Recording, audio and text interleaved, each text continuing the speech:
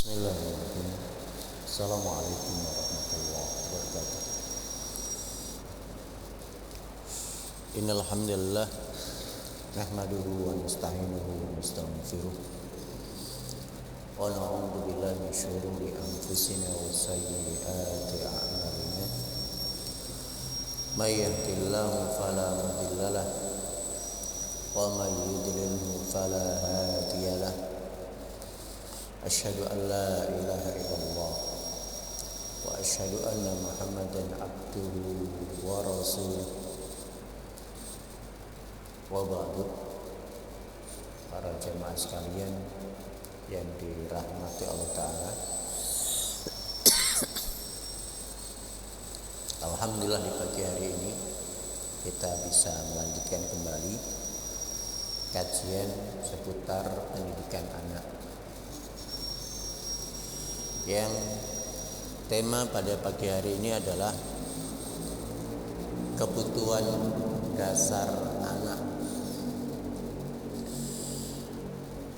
Kalau kita bicara tentang kebutuhan, kebanyakan kita memahami hanya 3 kebutuhan yang dulu kita bahas di ilmu ekonomi. Kebutuhan primer, sekunder, tersier. Gitu. Ada kebutuhan mendasar yang sangat mendasar, yang sangat dibutuhkan oleh jiwa anak kita. Dan itu kebutuhannya bertingkat-tingkat. Minimalnya ada 5 kebutuhan yang mendasar.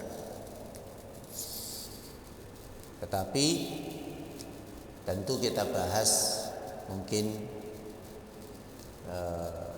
bersharing. Kebutuhan yang mendasar yang pertama adalah kebutuhan fisik. Kebutuhan untuk pertumbuhan fisik anak kita, yaitu masalah makan, minum, dan juga pakaian. Ini kebutuhan yang pertama. Jadi anak yang lahir itu dia butuh minum, butuh ASI. Dia butuh makanan untuk tumbuh dan berkembang. Dan saya nggak menyoroti dari sisi kandungan nutrisi atau gizi, tapi nanti kita soroti tentang apa hubungan makanan dengan pendidikan anak. Gitu. Kebutuhan fisik ini, masalah makan ini, kalau tidak dipenuhi, anak itu kalau kurang makan, di rumah nggak ada makanan, temennya jajan dia nggak jajan, temennya punya mainan dia nggak punya mainan, akan menyimpang perilakunya, akan mendorong dia untuk berperilaku yang negatif, nyuri, kadang dia nyopet, bohong, membohongi. Karena masalah makan ini kurang. Di rumah untuk dia makan nggak ada. Ketika nggak ada dia keluar nyari makan. Kemana kalau masih anak-anak? Tentu tidak ada, dia nggak mungkin kerja. Kerjanya ya nyuri. Dia malak sama yang lebih muda, yang lebih kecil. Kalau di SMP malaknya ke SD gitu. Kelas 6 malaknya ke kelas 5, terus begitu. Ini perilaku negatif. Perilaku buruk ini muncul disebabkan karena salah satu kebutuhan yang mendasar itu tidak terpenuhi. Masalah makan nggak selesai. Itu. Jadi ada sangat erat, namanya saya katakan kebutuhan dasar itu karena sangat mendasar, sangat terkait dengan perilaku anak. Lagi-lagi kalau namanya kebutuhan dasar tadi ketika tidak dipenuhi menimbulkan perilaku yang negatif, penyimpangan perilaku. Ayo bagaimana dengan koruptor? Koruptor itu kurang makan nggak? Itu beda lagi. Ya. Koruptor, penipu, para koruptor, masa Pak Menteri kurang makan? Masa Pak Gubernur kurang makan, Pak Bupati kurang makan? Nggak mungkin kan? Makannya lain, kebutuhannya lain, kebutuhan politik tentunya kan.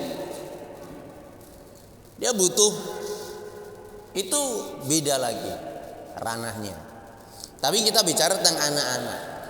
Anak-anak itu lagi-lagi dia butuh tadi makan, cukupi makan. Maka para ayah sekalian, di sini ada banyak hadis Nabi SAW di dalam rangka mendorong para ayah untuk mencari nafkah dengan lebih giat.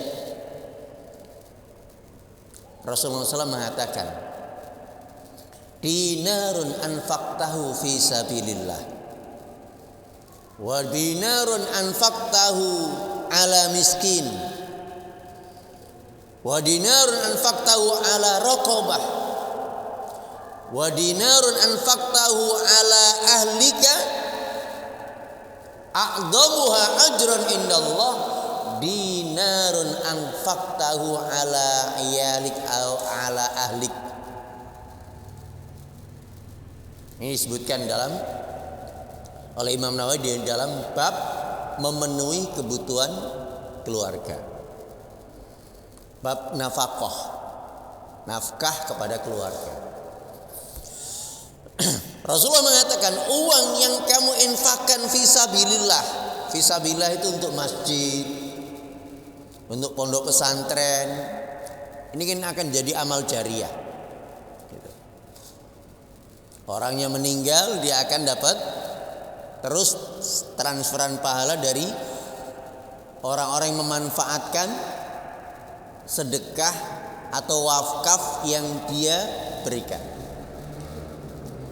Jadi harta, uang yang kamu infakkan fisabilillah, uang yang kamu infakkan untuk orang miskin,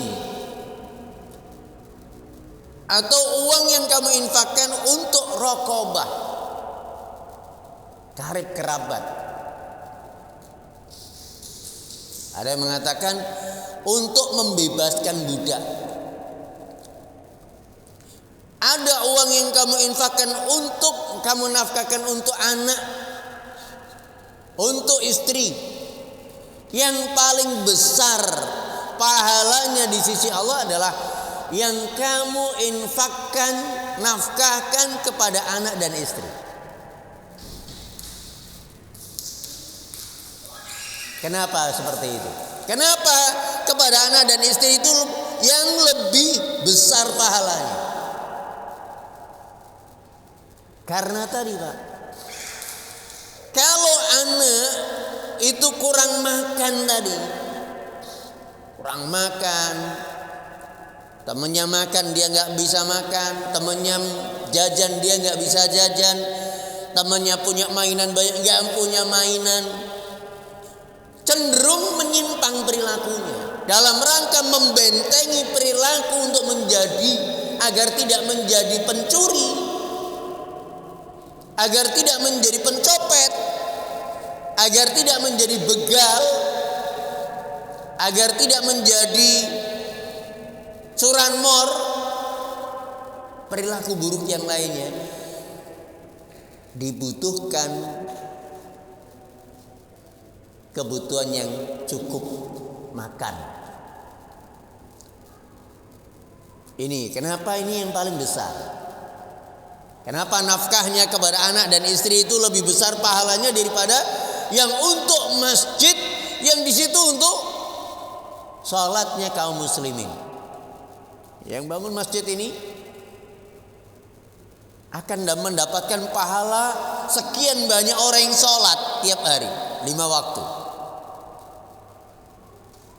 Tapi masih kalah dengan yang dipakai atau diberikan kepada anaknya untuk uang jajannya, penuhi. Maka di sini ini mendorong para ayah memahami bahwasanya ini kebutuhan yang sangat mendasar. Sama anak jangan pelit. Jangan pelit. Berikan uang jajan yang wajar. Wajar ya, bukan berlebihan, salah. Pelit juga salah. Kita mampu, anak kita rata-rata kira-kira jajannya di sekitarnya temannya berapa? Samakan dengan temannya. Oh, rata-rata anak 5.000. 5.000. Jangan kita ngajarin anak prihatin. Gak usah jajan nak, nabung aja, diajarin nabung. Atau gak dikasih uang jajan ya, karena kata ayah gak boleh jajan. Sementara dia pengen, apa artinya dia punya tabungan banyak tapi suka minta-minta sama temennya. Minta dong, bagi dong. Lihat, anak kita sudah kok membuat anak, kita memberikan nafkah itu supaya anak gak minta-minta, supaya anak itu gak hidup dalam kehinaan, supaya anak itu gak dikasihani,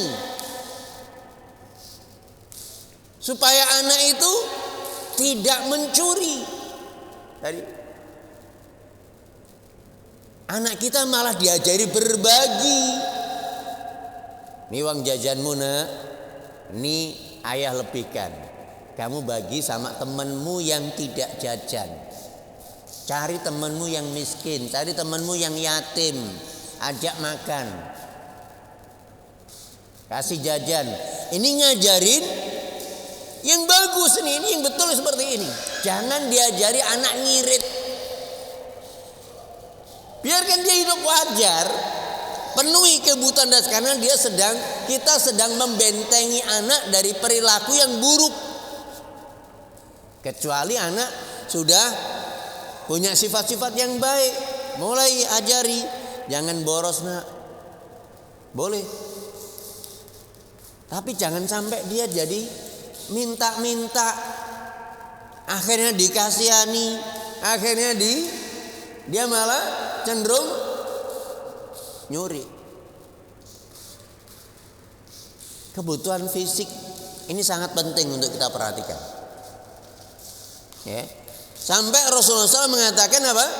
Kafa bil mar'i ithman ayyudai'a ma yakut. Cukuplah seseorang itu menanggung dosa besar ketika menyia-nyiakan anaknya dalam kondisi tidak, atau menyia-nyiakan anaknya menjadi terlantar. Sekolahnya terlantar, makannya terlantar, nggak dikasih nafkah, nggak dikasih uang jajan, nggak disekolahkan karena nggak ada biaya atau nggak dibiayai. Ada nggak ayah yang tidak membiayai anak? Ada. Banyak kasus ketika suami istri itu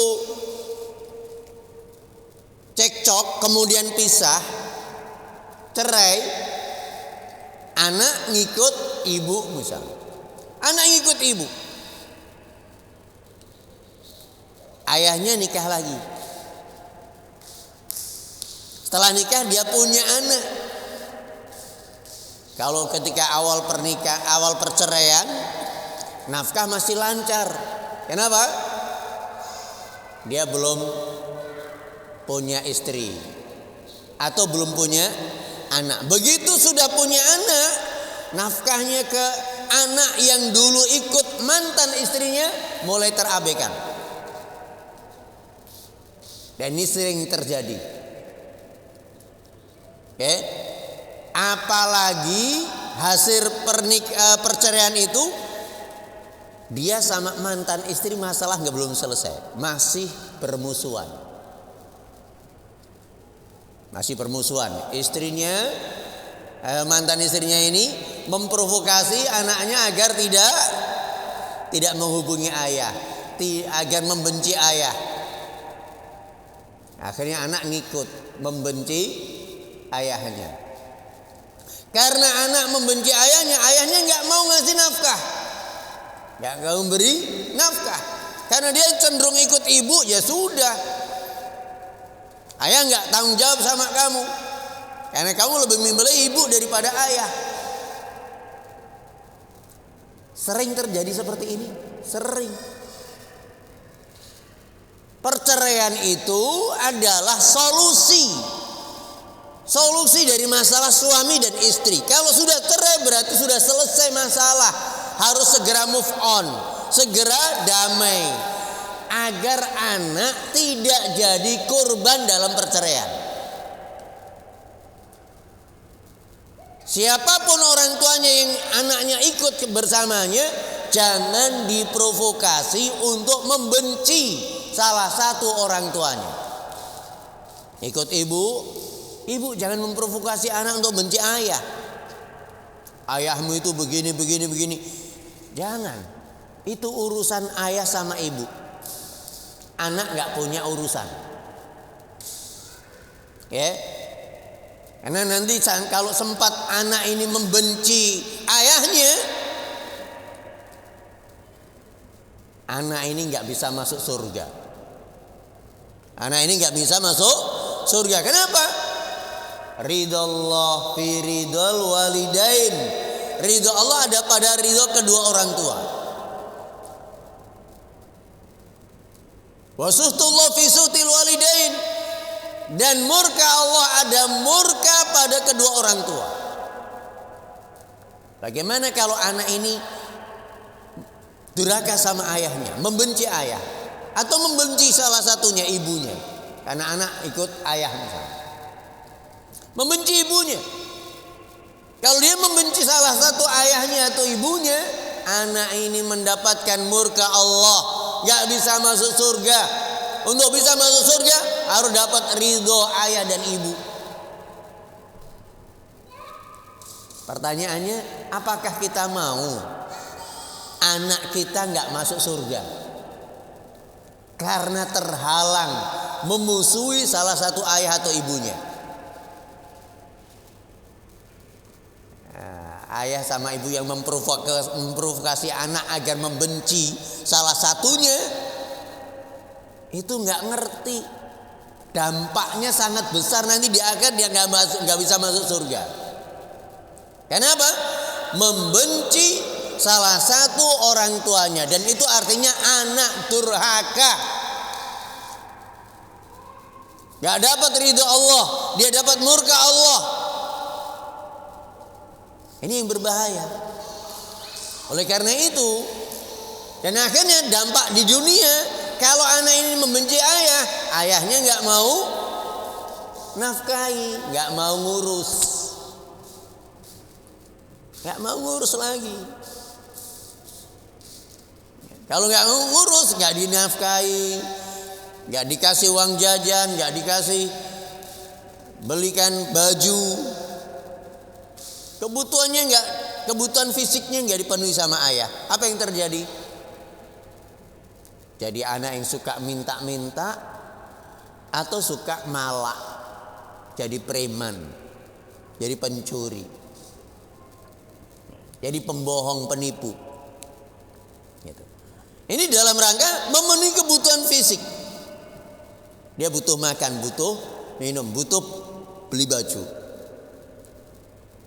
butuh yang lainnya. Oleh karena ini sangat penting untuk kita perhatikan.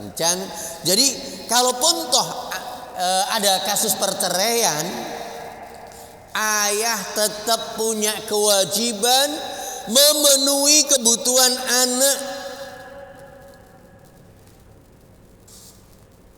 Nggak ada mantan anak, nggak ada mantan ayah. Yang ada mantan istri, mantan suami. Jadi walaupun anak ngikut ibunya, itu tetap anaknya. Wajib seorang ayah memenuhi kebutuhan anaknya, sekolahnya, makannya, jajannya. Walaupun anak ikut mantan istrinya. Mantan istri tetap harus bisa memberikan apa? Akses kepada ayah untuk bisa bermain, bercanda, memenuhi kebutuhan yang lainnya. Karena nanti kebutuhan anak itu bukan hanya masalah makan, bukan hanya masalah duit. Nanti kebutuhan berikutnya. Itu ya. Banyak. Ya, anak itu butuh kehadiran seorang ayah. Ya. Jadi walaupun nanti perceraian, anak ini jangan sampai terlantar kebutuhannya. Ayahnya konon katanya jadi orang sukses, tapi anaknya terlantar. Anaknya nggak pernah dihubungi, nggak pernah dikasih transfer uang untuk jajannya, untuk biaya sekolahnya. Anaknya malah jadi pencuri, jadi penipu. Kenapa ini? Dosa besar. Kafa bil mar'i itsman ayyudayya ma yakut. Cukuplah seseorang itu menanggung dosa besar ketika menyia-nyiakan orang-orang di bawah tanggung jawabnya. Anak tetap anak, nggak ada mantan anak. Nggak ada mantan anak. Jadi nafkahnya seorang ayah kepada anak tanpa syarat. Syaratnya ngikut saya dong. Ya, kalau kamu ikut ibumu, ayah nggak tanggung jawab. Tetap salah. Salah. Anak ya tetap punya hak. Ikut siapa saja, biarkan anak. Kalaupun toh cerai, ya, cerai perpisahan ayah dan ibu itu sudah membuat pukulan yang sangat berat buat jiwanya anak. Jangan ditambah dengan menelantarkan. Ayahnya nggak mau menghubungi lagi, nggak pernah telepon, nggak pernah ngasih nafkah. Ini membuat anak akhirnya terlantar bersama ibunya, mantan istri. Ini yang sering terjadi, dan ini saya sampaikan karena apa? Ini terkait sama kebutuhan yang sangat mendasar pada anak. Ya, umumnya anak-anak yang kurang kebutuhan makannya, jajannya, akhirnya suka minta-minta. Coba para ayah dan para ibu sekalian, tanamkan pada anak kita itu karakter memberi, bukan minta. Untuk bisa memberi berarti harus sudah selesai kebutuhan pribadinya. Dia nggak perlu minta lagi, karena sudah dipenuhi sama ayah. Untuk bisa memberi tadi, ketika ayah memberikan uang jajan, tadi berikan. Nih uang jajanmu. Ini ayah lebihkan. Kamu bagi, terserah kamu bagi uang atau bagi kue ke temanmu. Lihat, anak kalau sudah sering dari kecilnya ditanamkan seperti itu, dia akan jadi anak yang dermawan, suka memberi. Kalau sudah suka memberi, ya, suka menolong, suka berbagi, nggak susah hidupnya mudah. Wallahu fi aunil 'abdi ma kana al-'abdu fi auni akhihi, kata Rasulullah. Allah akan menolong hambanya ketika hamba itu selalu menolong saudaranya. Anak kita berarti suka menolong. Menolong dari sisi harta, suka memberi tadi. Kalau jiwanya suka menolong itu, suka berbagi, biasanya juga suka menolong secara fisik. Tenaganya dia akan suka menolong juga. Biasanya itu ada satu paket.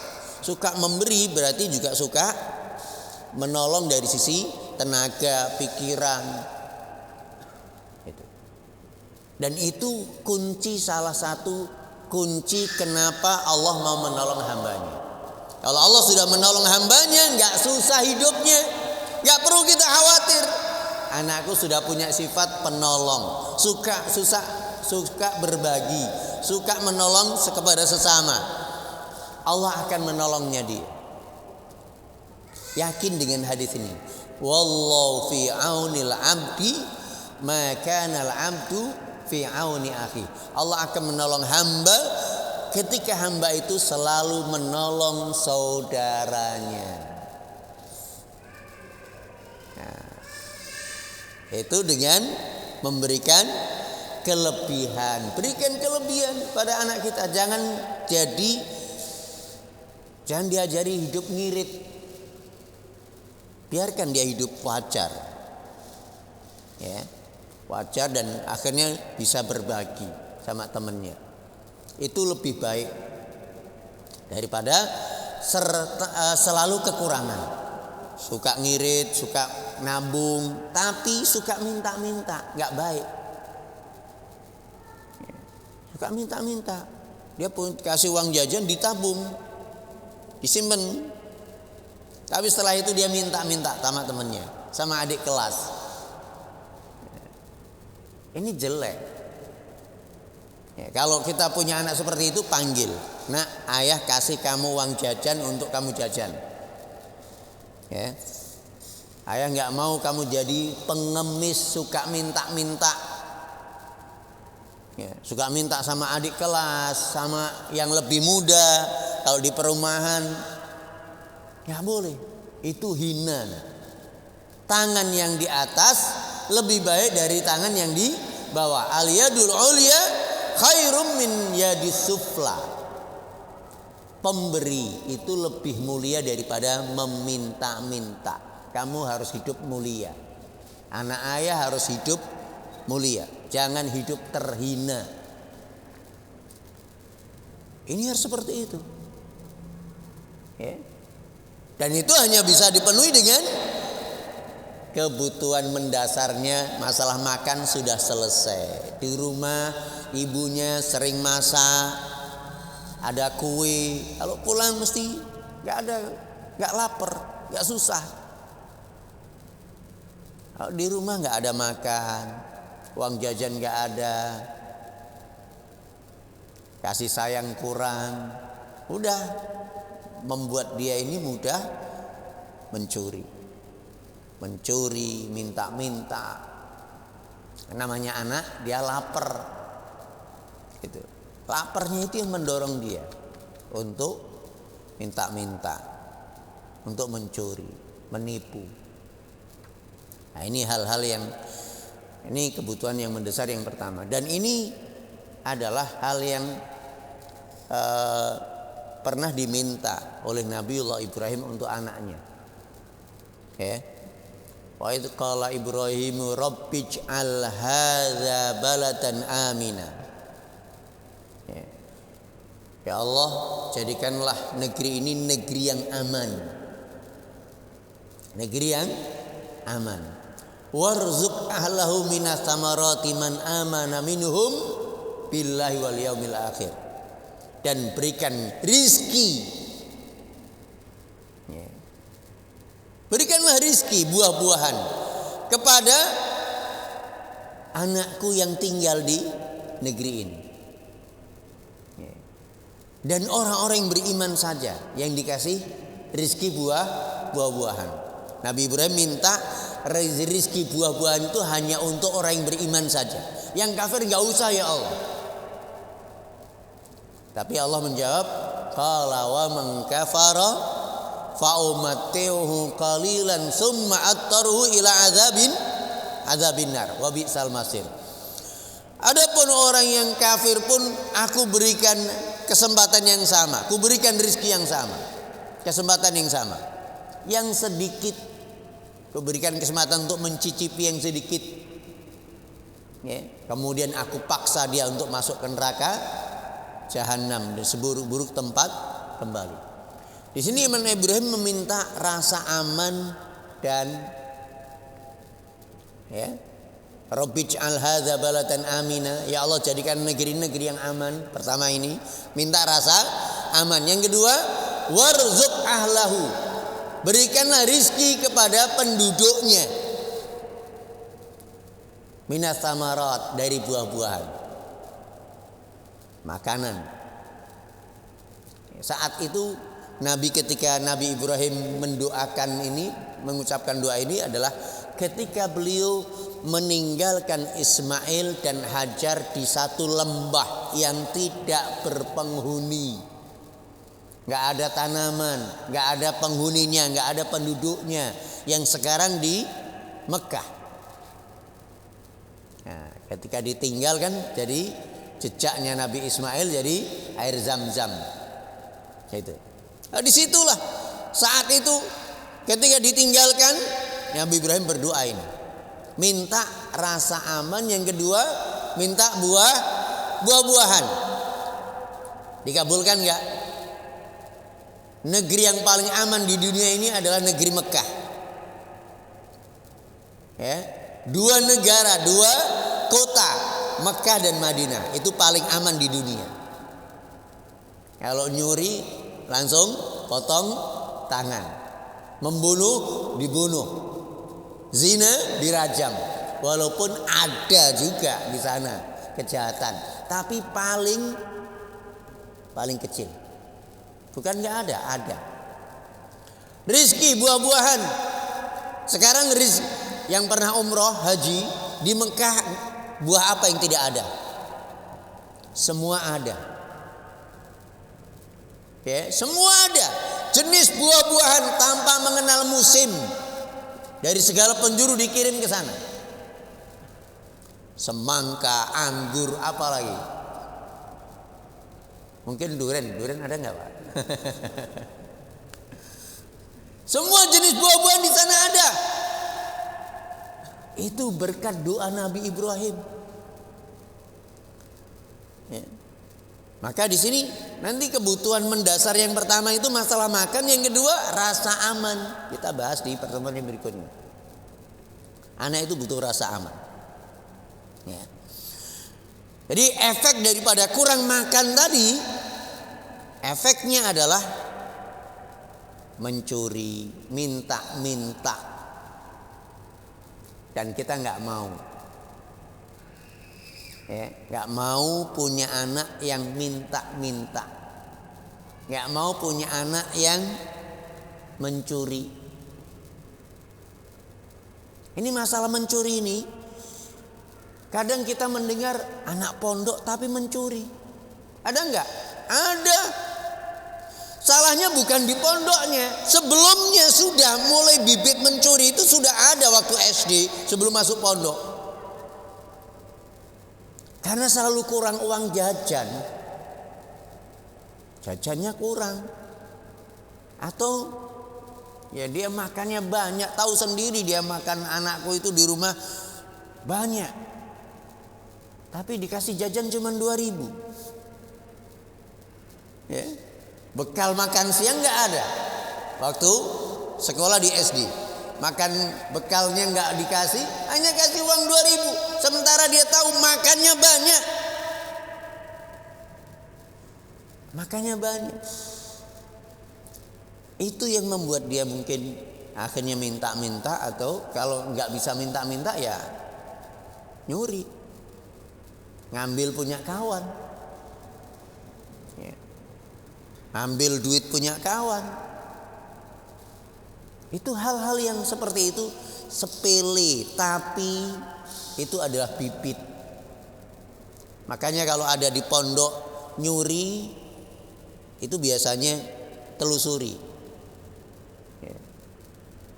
Imma orang tuanya miskin atau pelit sama anak. Bisa dua-duanya atau salah satunya. Karena kemiskinan atau karena pelitnya ayah sama ibunya. Tadi suruh hidup irit, prihatin nak, gitu ya. Suruh prihatin, suruh nabung, kasih uang jajan itu jatah jajanmu, suruh nabung. Boleh diajarin nabung. Tapi kalau sampai anak itu masih minta-minta, berarti nggak betul. Gagalkan nabung. Udah nggak usah nabung nak. Kamu makan pakai jajan semuanya. Tapi jangan minta-minta. Kita harus selalu kontrol sama anak kita. Jangan-jangan di rumah mungkin nggak ada masalah, nggak pernah minta-minta. Tapi di sekolah pernah nggak kita ngecek sama temennya? Kalau kita punya anak kita sekolah di mana saja, mestinya kita punya nomor telepon orang tua yang akrab dengan anak kita, yang anaknya itu akrab dengan anak kita. Ya. Sesekali kita tanya sama teman akrab anak kita itu, temannya. Ya. Anakku kalau di sekolah suka minta-minta enggak? Suka nyuri enggak? Ngambil punya kawan. Ini bibit. Ya. Dan ini harus selalu kita kontrol. Sebagai ayah yang menjadi penanggung jawab, disuruh oleh Allah Ta'ala menjaga anak dari api neraka, harus selalu bertanya seperti itu. Ya ayyuhalladzina amanu qu anfusakum wa ahlikum naro. Hai orang-orang yang beriman, jagalah dirimu dan anakmu dari keluargamu dari api neraka. Anaknya di sekolah minta-minta, bahkan mencuri, nggak ngerti. Nggak ngerti. Mungkin gurunya juga nggak sampai memanggil orang tuanya. Tapi sudah menjadi kebiasaan, suka minta-minta. Oleh karena ini, walaupun kita sudah memenuhi, kasih uang jajan, kasih bekal makan siang, namun tetap harus kontrol. Tanyakan sama anak, teman yang akrab dengan anak kita, dalam rangka untuk ngecek anakku punya kebiasaan buruk atau tidak. Kalau sudah kebiasaan buruk, ini segera diatasi, jangan dibiarkan. Tapi cara mengatasinya bukan dengan kekasaran, bukan dengan hukuman, bukan dengan bentakan, bukan dengan pukulan, tapi ajaklah dialog. Kamu kurang uang jajan ya? Kok sampai minta-minta sama temen? Minta jadi malak sama adik kelas? Kok sampai nyuri? Berikan gambaran. Kalau kamu suka minta-minta anak, nanti di akhirat kamu datang kepada Allah tidak punya daging mukamu.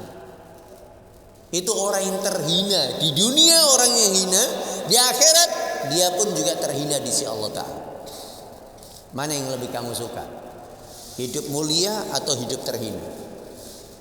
Suka memberi atau suka minta-minta? Ini dengan begitu anak akan mulai berpikir, kamu kurang uang jajan, kok sampai mencuri?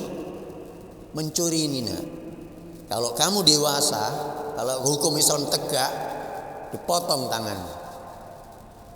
Gitu. Mau kamu dipotong? Mau karena kamu nanti dikenal sebagai seorang pencuri? Sekarang belum. Maka sebelum kamu menjadi seorang pencuri yang benar-benar pencuri, ayah ingatkan, jangan diulang lagi. Cukup ini yang terakhir. Ayah tambahin uang jajan, tapi jangan mencuri. Ini kalau kita punya kemampuan seperti itu. Jadi hal-hal seperti ini memang mungkin oleh sebagian orang tua dianggap remeh, tapi ini sangat mendasar di dalam mendidik anak-anak. Ya, baik para ayah dan para ibu sekalian, demikian kajian kita pada pagi hari ini. Insya Allah kita lanjutkan di pertemuan berikutnya, kebutuhan mendasar yang kedua, yaitu anak butuh rasa aman dan nyaman. Itu. Baik, kalau ada pertanyaan kami persilahkan.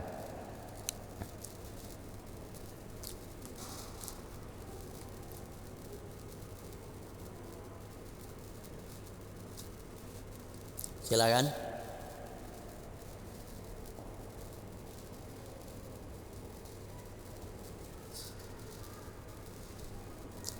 Itu ada ibu-ibu yang mau bertanya pakai kertas. Adik, boleh minta tolong ambil kertasnya, Dek? Bang?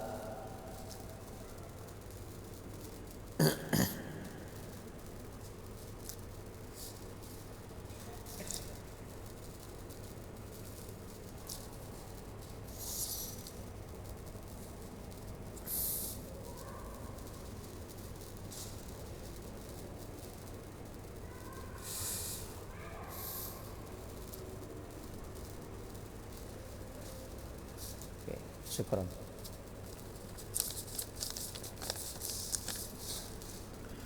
Ustaz, bagaimana jika ada orang tua yang melakukan metode harus menambah hafalan atau setoran bahasa Arab sebelum memberikan hadiah atau mainan yang diinginkan anak?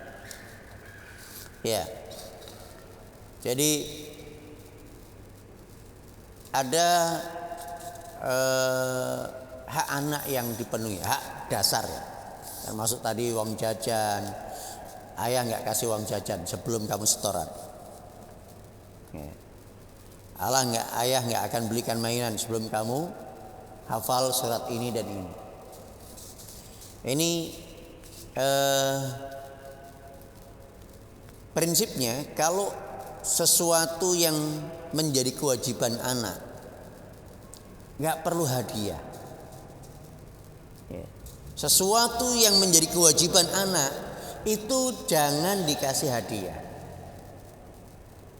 Contoh, anak belajar itu kewajiban anak, kewajiban seorang murid penuntut ilmu. Kalau kamu sebelum belajar ya, sebelum belajar dulu nggak kasih uang jajan, nggak kasih main, nggak masih main game dan seterusnya, ada persyaratan seperti itu. Nanti ketika kita sendiri yang akan kewalahan. Kita sendiri akan kewalahan ketika apa? Anak itu sudah terbentuk satu mindset ya. Kalau aku belajar ada upah. Ada tambahan uang jajan atau dikasih uang jajan. Kalau bantu ibu dulu baru ibu kasih uang jajan. Akhirnya setiap bantu ibu harus ada upah. Padahal membantu orang tua adalah kewajiban anak. Oke? Jangan dikesankan hubungan transaksional antara orang tua dengan anak. Kalau sudah transaksional itu sudah harus dikoreksi. Nak, pijitin ayah, nanti kasih 5.000. Pijitin karena ayahnya capek. Ini transaksional. Jangan. Nak, mau nggak kamu nanti masuk surga dari pintu yang tengah? Pintu surga yang tengah. Maulah ya. Kalau mau, kamu harus mencari ridho ayah, mencari ridho ibu. Bagaimana caranya ya? Ayah sekarang capek, pijitin.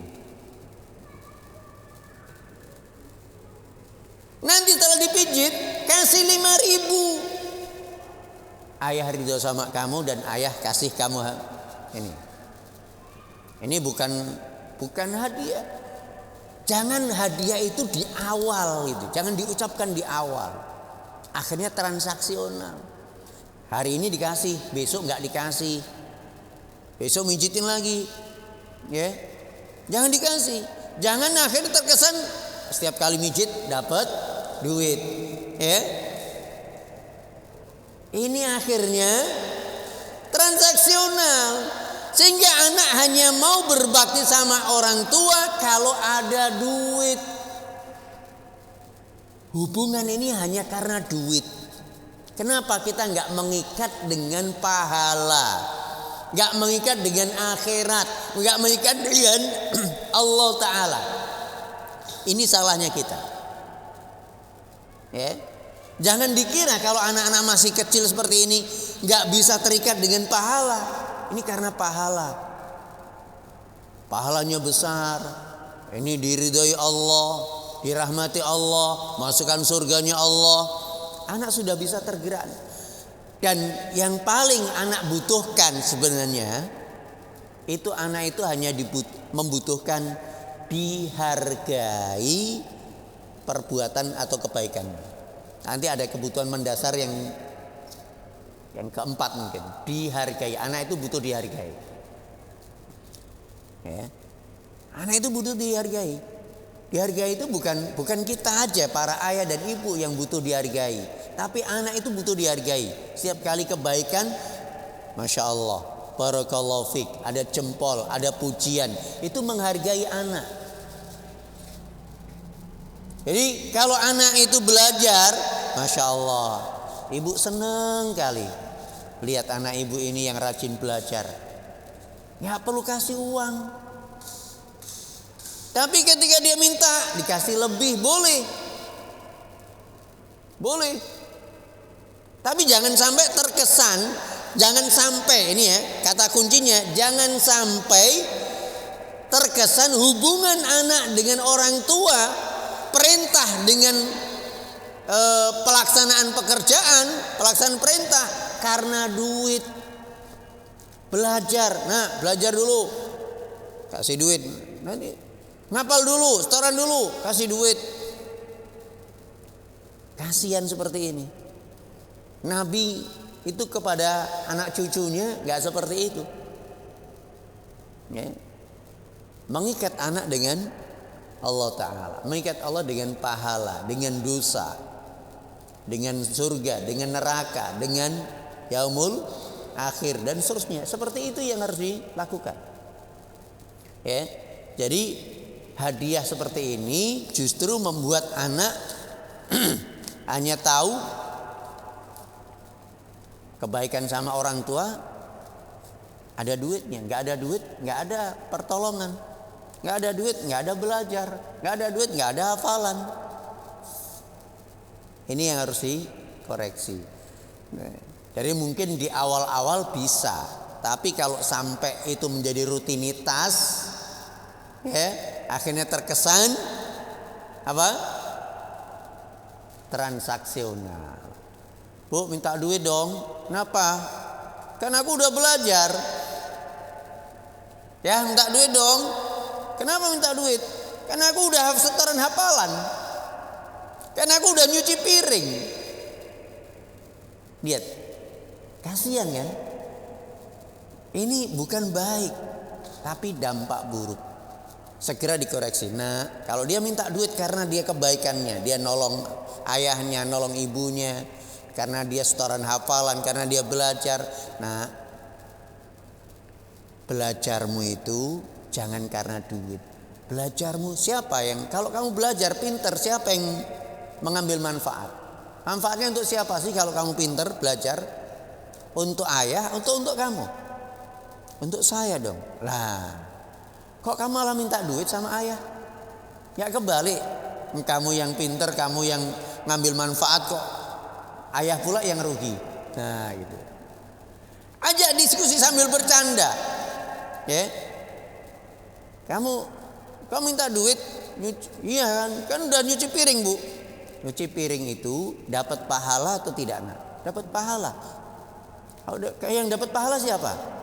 Kamu atau Umi? Sayalah. Kamu dapat pahala. Mosok Umi yang harus rugi ngeluarin duit? Logika. Berpikir. Jadi nak, kalau kamu ikhlas minta pahala sama Allah. Tapi bukan berarti kalau ikhlas itu ayahnya jadi pelit, ibunya jadi pelit. Ya karena kamu sudah ikhlas bantu ibu. Nah ini. Itu hal yang harus kita berikan. Jadi tetap dalam rangka menanamkan ikhlas dalam berbakti kepada ayah sama ibu. Tetap dikasih duit. Nah, dalam rangka apa? Tadi jangan dikesankan hubungannya transaksional. Wallahu a'lam bishawab. Baik, masih ada? Enggak ada, kita tutup dengan penutup majelis. Subhanakallahumma wa bihamdika asyhadu an la ilaha illa anta astaghfiruka wa atubu ilaik. Assalamualaikum warahmatullahi wabarakatuh.